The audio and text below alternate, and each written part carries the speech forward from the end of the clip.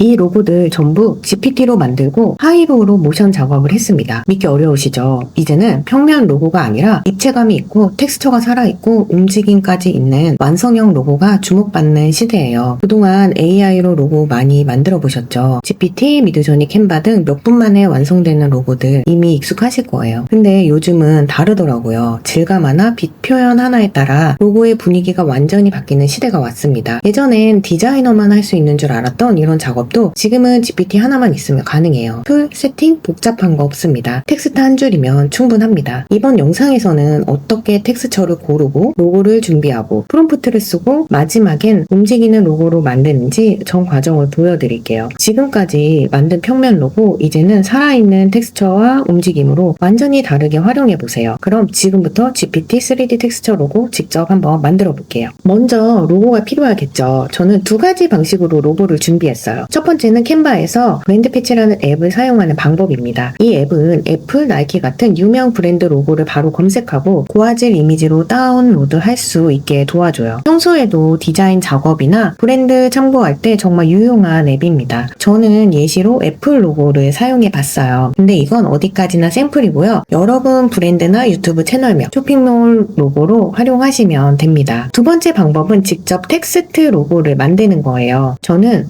제 채널 이름인 고수의 AI 스튜디오라는 이름으로 만들어 봤습니다. 단일 텍스트로 넣기보다는 고수의 AI 스튜디오 이렇게 나눠서 단어마다 다른 느낌의 예시로 보여드리려고 저는 따로 구성을 했어요. 폰트는 너무 얇거나 복잡하지 않은 굵고 심플한 글자가 텍스처 입힐 때 훨씬 더 선명하게 표현됩니다. 3D 효과나 그림자 같은 건 따로 넣지 않아도 괜찮아요. 그런 입체감은 GPT에서 프롬프트로 충분히 구현할 수가 있습니다. 이렇게 해서 애플 로고와 제 채널명을 각각 파일로 저장해 두었습니다. 다음은 텍스처 이미지를 준비할 차례입니다. 툴이나 프로그램 없이 저는 그냥 핀터레스트에서 이미지를 검색을 했어요. 검색창의 키워드는 이렇게 입력을 했습니다. 이런 키워드만 잘 조합해도 정말 다양한 재질감의 이미지들이 나옵니다. 이 중에서 마음에 드는 이미지를 저장하면 되는데요. 저는 이런 기준으로 골랐어요. 배경이 단일색이거나 질감이 선명하게 드러난 이미지들을 골라서 다운로드 했습니다. 예를 들어 이런 젤리처럼 말랑한 느낌이나 투명한 유리, 이런 금속 재질, 패딩이나 털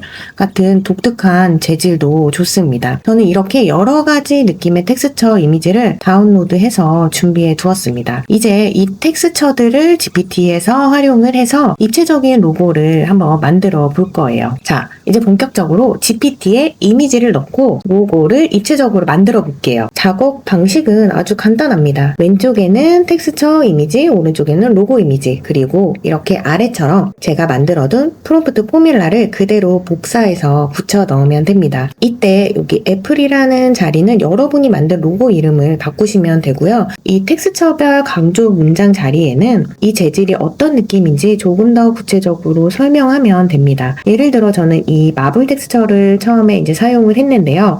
강조 문장을 이렇게 넣어봤어요. 대리석 특유의 은은한 결, 광택이 있는 표면을 강조한 문장입니다. 이렇게 텍스처 특성만 잘 넣어주면 결과물에서 훨씬 더 자연스럽고 세밀한 표현이 나옵니다. 이렇게 결과물을 보면 표면 디테일이나 입체감, 광택까지 꽤 잘 표현이 됐죠. 이 포뮬라는 고정해두고 텍스처 이미지와 로고 이미지만 계속 바꾸면 다양한 실험을 빠르게 할 수 있습니다. 같은 로고인데도 텍스처만 바꾸면 브랜드 모두가 완전히 달라지는 게 느껴지시나요? 이렇게 GPT만으로도 툴 없이 입체 로고 디자인이 가능합니다. 자, 마지막 단계는 바로 로고에 생명을 불어넣는 모션입니다. 여기까지 로고에 입체감과 텍스처를 입혔다면 이제 아주 간단한 움직임만 넣어도 완성도 높은 브랜드 콘텐츠로 활용할 수 있습니다. 저는 하이로우라는 툴을 사용해서 로고에 가볍게 회전하거나 텍스처가 부드럽게 움직이는 모션을 넣어봤어요. 프롬프트만 잘 쓰면 빛이 반짝이게 하거나 표면이 흐르듯 움직이게 만드는 등 훨씬 더 풍부한 표현도 가능합니다. 만약 어떤 내가 움직임을 써야 할지 잘 모르겠다면 GPT에게 로고에 어울리는 모션 프롬프트를 물어보는 것도 좋은 방법입니다. 이렇게 텍스처에 살짝의 모션만 더해도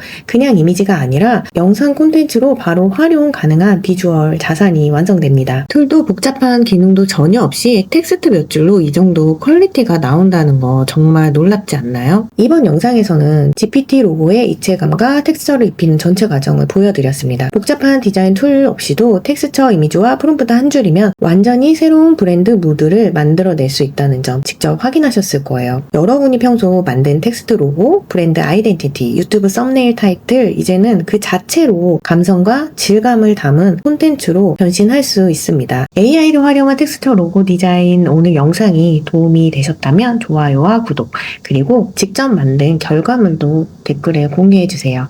감사합니다.